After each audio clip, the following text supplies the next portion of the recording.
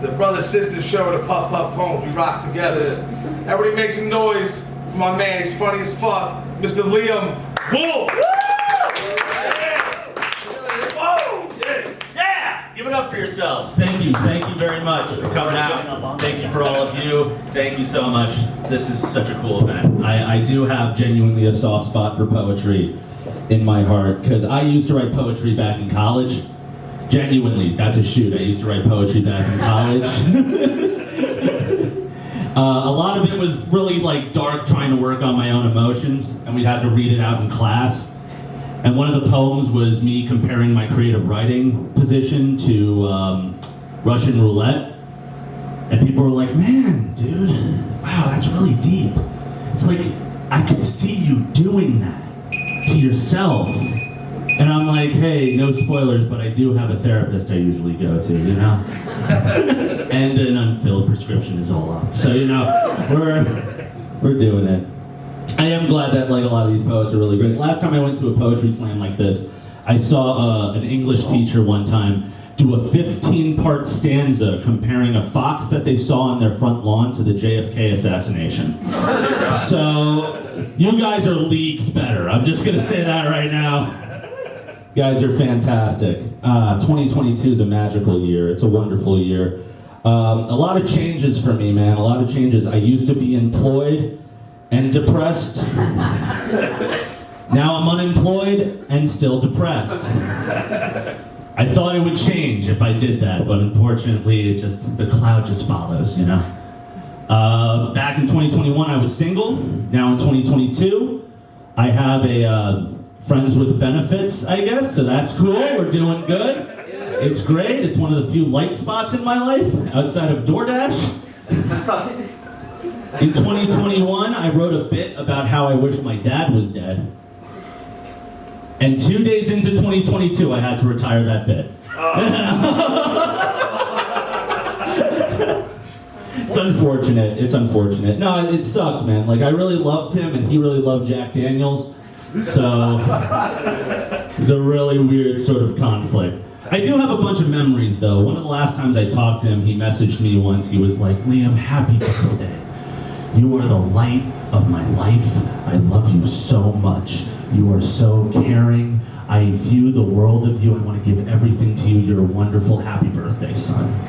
Genuinely heartwarming message, which made me feel like a dick when I had to reply, I appreciate it, Dad, but it's March 15th. My birthday is a month and a half away. I do appreciate it, though.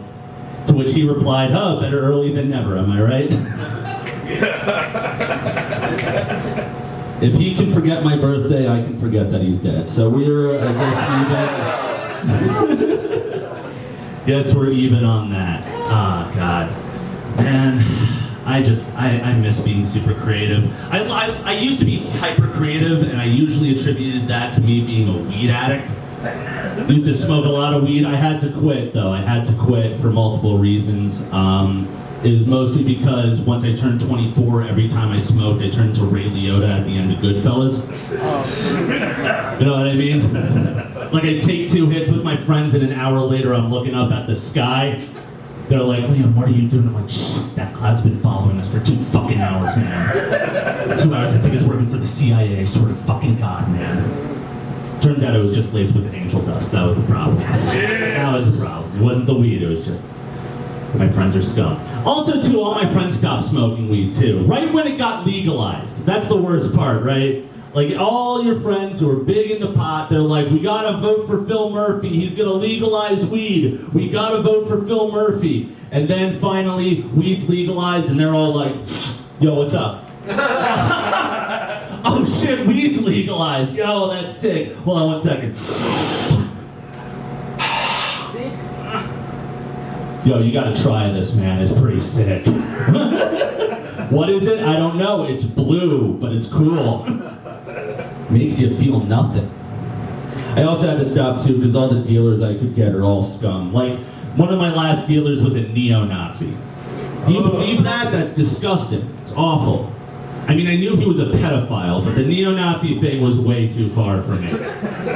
I have to stand my ground somewhere, you know? It's one thing he was dealing to 16-year-old girls. It's another thing to come into my job screaming 1488. They're two completely different things. Completely different things. One friend, I used to be best friends with a drug dealer, though. We used to be best friends with a guy. We used to call him Cokehead Charlie. You'll probably guess why he got that nickname. I'll give you a hint. He really loved 70s rock. Now, I used to go over to his house all the time. I used to have a blast with this dude, but he was just out of his mind. I thought I ran into Hunter S. Thompson. Turns out I ran into Pablo Escobar. That was really the problem I ran into. The guy was like a short Brazilian stunt double for Arnold Schwarzenegger in Terminator 2. I swear to God. Flat top, leather jacket, everything. The guy was out of his mind. One of the weird stories that I realized that this guy was in heavy shit was we were chilling in his basement. I was smoking up. He was listening to Queen, I think. And he's like, yo man, I just got a GameCube. You should come upstairs, let's go watch GameCube, let's go play GameCube. And I'm like, hell yeah, I love Super Smash Brothers, that sounds like a blast, let's go. Go upstairs, go in there, there's a PS2, there is no GameCube. I already knew, oh, this is gonna end badly. I've been lied to, this is frustrating. So I go in and I play whatever's in there. I think it was like, fucking Kingdom Hearts, I think. I don't remember. Hey, when you walk away, you don't hear me say, please, no baby, no more.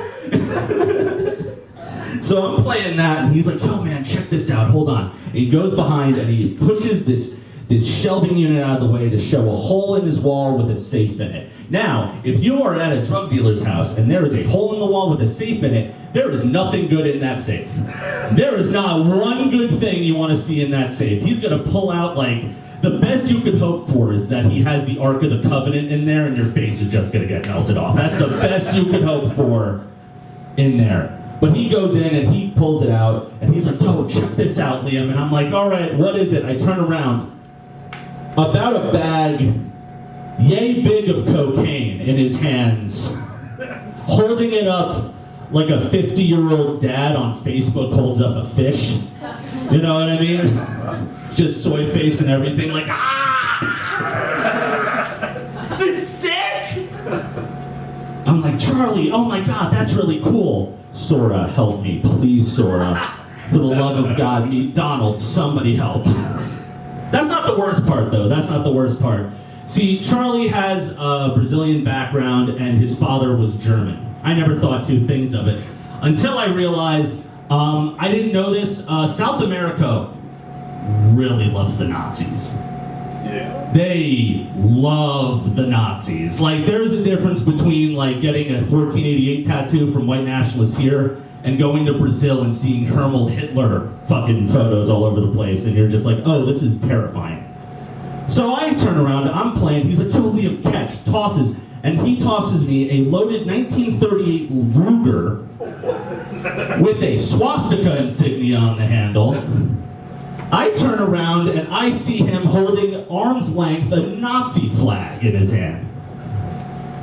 How many people have watched Boogie Nights in this audience? You know the scene at the end where Mark Wahlberg is at Dr. Octopus's coke den and he's singing Sister Christian while there's like a Taiwanese sex slave throwing firecrackers in the corner and there's a Haitian guard there and Mark Wahlberg's like, where the hell did I get myself into?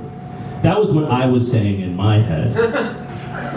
Externally, I was like, when you walk away, you don't hear me say, please, oh baby, no.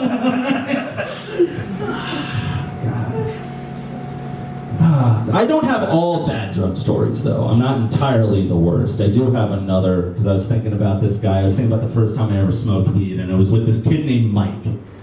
Now, the best way to explain Mike is, I'm assuming, how many people played Pokemon in this room? Just how many people? From a round of applause. Just a few. You know the Pokemon Snorlax? Hell yeah. Imagine if he just listened to Eminem's discography, and that is Mike to a T. This was the kind of kid that came up to me. He's like, yo, dude, guess what? I found out I'm 3% black. I have a pass, man. And I'm like, Mike, you may be 3% black, but you're 97% Pillsbury Doughboy. You're not going to You're not gonna get away with that shit at all. And this dude would try to get me to smoke weed all the time. But he never did it like, yo man, hey, you wanna smoke up with me? Like a normal person. He would always be like, yo man, you wanna try that shit, dude? Wanna try that? And I'm like, do you wanna smoke weed or do you wanna like huff petrol? What is it? Whatever this is, I don't want that reaction. I'm good, man. But senior year rolls around, I'm like, you know what? Fuck it. I've been too sheltered. Fuck it. I'm gonna smoke weed. So I hit him up, and this guy is elated. He's acting like I just dropped like a cipher off of like fucking XXL freshman cipher lists. Like, it's like, oh shit, dude. Yeah, we're gonna do it. Oh fuck yeah. Oh, this is gonna be sick. Give me a week and a half. I'm like, dude, I thought you were ready, man. Frustrated. So a week and a half goes by, he's like, all right, get off of my stop. I'm like, yeah, let's go. So we get off and we walk over to Croydon Hall, which is the local park near me, which is like a park mixed with a residential area, mixed with like a grade school in the back, there's a lot of reasons why we shouldn't be smoking weed in this park, but we do, because why not? And he walks up and he has a water bottle in hand with tinfoil. Yeah, I heard that groan. You know where this is going. The first and only time I felt like a crackhead smoking weed.